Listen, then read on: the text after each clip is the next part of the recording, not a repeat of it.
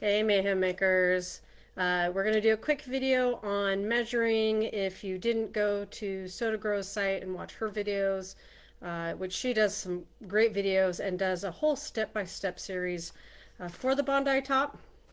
But I know I told you I do a video with my little tips and tricks and just what we're doing. So we're just starting out.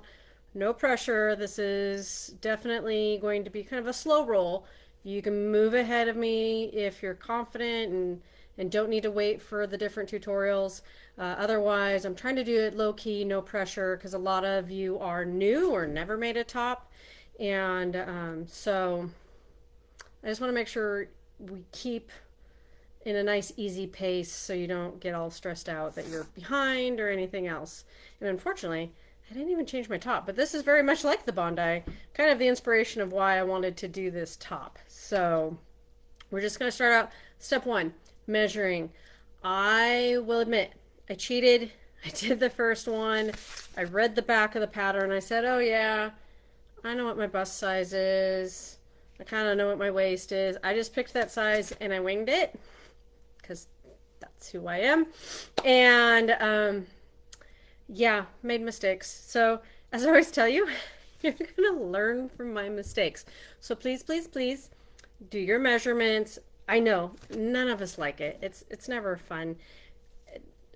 Or maybe you do. Maybe you like your numbers. Good for you. I never seem to. So, you either have an old school tape measure, these have been around since the dawn of time, that you're going to use, or Soda Grow has this really cool one, and I'll try to show you how to use it. It just makes it a little easier to do your measurements without having to try to contort yourself and see where you're at while holding the tape measure and all that kind of stuff. So, but if you have the good old school style, we'll be able to use that too. But do your measurements.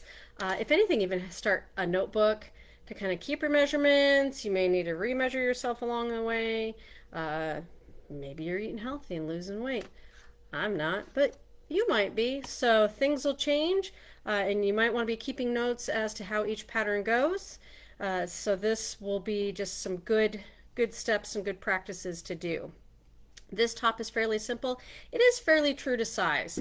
I generally am a medium in tops. I did the medium to begin with, and that worked out just fine for me for the most part. I did have to modify the neck collar because for me it came out very wide. I'm not as wide in the shoulders. So I had to do some modifications, and I'll show you how to do that next week. This week we're just going to start with the basics. Let's measure ourselves. Let's figure this out, okay? So really, it has you do three: bust, waist, hips. So I'm going to stand up and hopefully get far enough back that you can kind of see what's going on. My more fun camera does not like what Facebook has done with some changes, so I may have to get a teenager to help me out with that. So we're kind of winging it off my laptop. So I'll start with the basic tape measure first. So bust, it's your usual. Let's get the chair out of the way. Is main part of your chest. Biggest part around, okay? And see, this is why this one's hard. You're trying to keep everything straight. It's twisting behind you. It's slipping out of your hands. This is why this thing's a pain. Okay? And then you're just going to write that down. Okay? Same with waist. Your waist it's actually up here. It's not down here. These are your hips. Your waist it's up here, kind of your skinnier part around. And so you want to measure that. Because if you're my teenager, she thinks her waist is down here. I keep telling her. But yeah, she's like, Mom, I don't like high waist jeans. So funny enough though, it's all the way up here. Especially if you're like us older ladies. That line between top and bottom, they start to kind of meld together. And then hips, of course, is the widest part. Here, I'm short. I'll get up on my tippy toes here. So kind of your wider part is your hips. So you're going to do those three measurements and then check the back of the pattern. This pattern is fabulous. It goes up to 4XL. So you can kind of play with it, and you may figure out that maybe your upper bust is more like a large, and then your waist and hips are mediums or small. You can do some adjustments and measure out the pattern to fit those accommodations too. or maybe you're more hippie and you're more slim on top, all that kind of stuff. That's why you want to measure, because then what you'll end up doing is taking this huge pattern, huge piece of paper, and you're going to trace out the size you need. Now, don't be afraid to potentially blend between large, medium, small, or whatever. So you may start to trace out one size and decide that it needs to come in or go out more. And so just gently slope your way through. And like I said, next week I will talk more about the actual tracing of that. But if you think you're just like a straight up medium, large, whatever you want to do, or maybe you want to go up a size just to give you some room, you like them a little looser, baggier, just start out with tracing that measurement. You are going to be tracing onto Swedish tracing paper, okay, or patternese, something that this will become your master.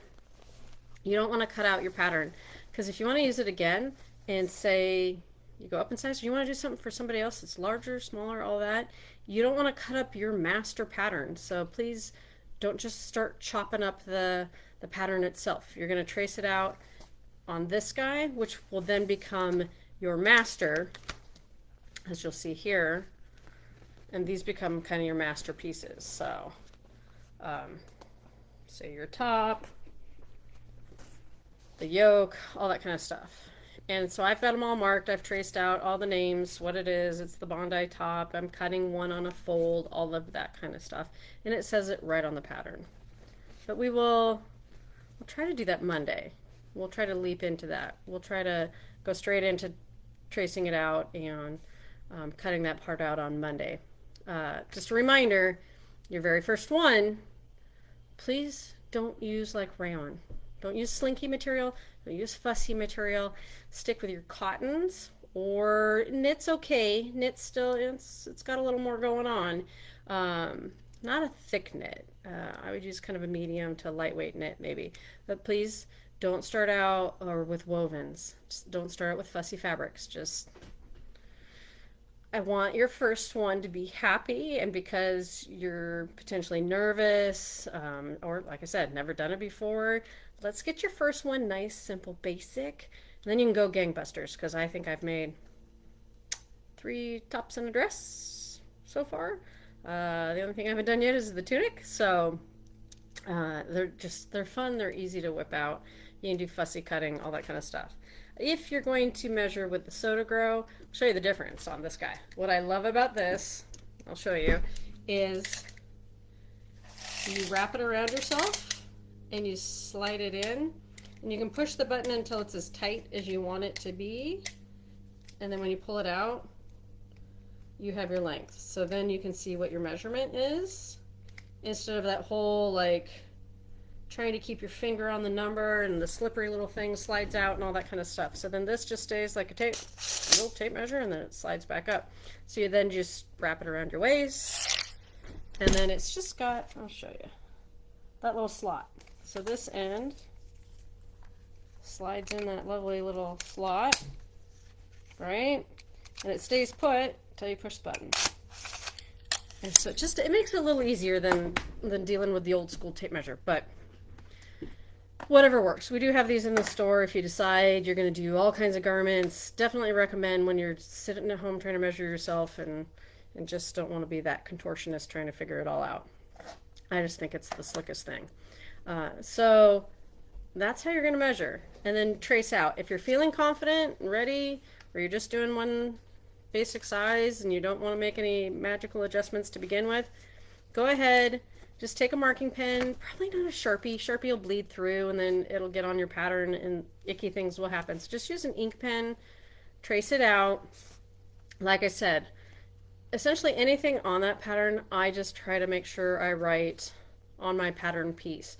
So I want to make sure that I have what the pattern name is. This is the Bondi top. So if I find this floating around my sewing room, I know what garment pattern it belongs to, instead of going, yeah, whose yoke does this belong to? Because more than one pattern may have a yoke.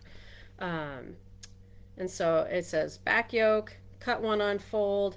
I have fold labeled. Always mark your grain line, because you're going to make sure when you're laying it out on fabric that you're going with your grain or with your bias, depending what it calls for, because that way you're making sure if it needs to stay on straight of grain, you're keeping your pattern on straight of grain and it's not going to be all stretchy and wonky. You may have something that needs to be on the bias, like the facing of shirts and things has to be on a bias. So you want to make sure you draw that it needs to be on the bias so you can make sure it stays that way. And for anybody that's maybe super new, straight of grain is the straight up and down from selvage to selvage. So it's kind of your XY. Bias is on the diagonal. So fabric on the diagonal, when you cut it and you pull on it, it's stretchier. There's a purpose to it. Some things you want to stretch, especially in curves. You want it to have that little extra bend to it, where on the straight of grain, it's a little more firm. It just stays right there with you on that straight of grain, okay? So just mark everything, and you see, I mean, my handwriting's terrible, but I at least can read mine. You know, cut one, unfold. This is one I have made an adjustment. So this is where I had to modify to get it to fit my neck so it wasn't extra wide. I will show you how to do that next week. Because what you're going to do, remember this, if you're trying to get ahead of me, always make the first one in muslin. Always, always, always.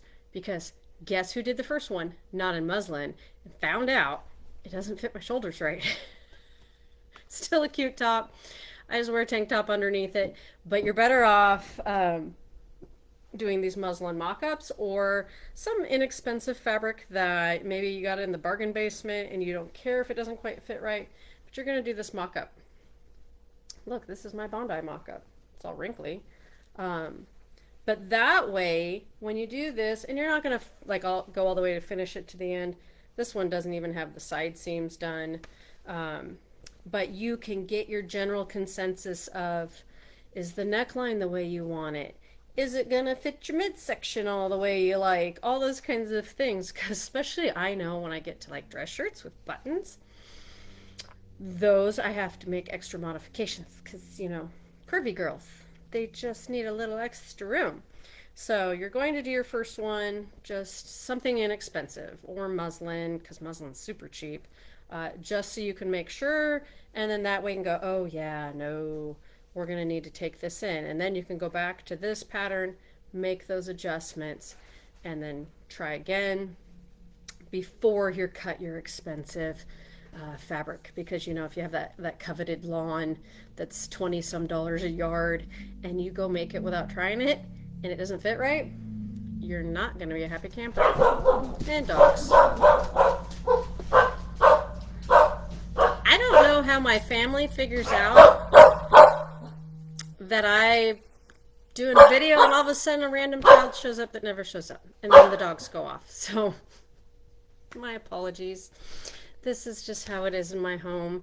But I really, that was pretty much the end. So measure yourself, start getting comfortable with tracing it out. You're going to cut it out, and then come Monday, we'll start talking about tracing it, cutting it out on your muslin, and making your mock-up and any adjustments so that when you go to make the real one, it turns out happy. Okay, guys, so I hope you have a fabulous weekend, and I'll see you on Monday. How the fuck do you know?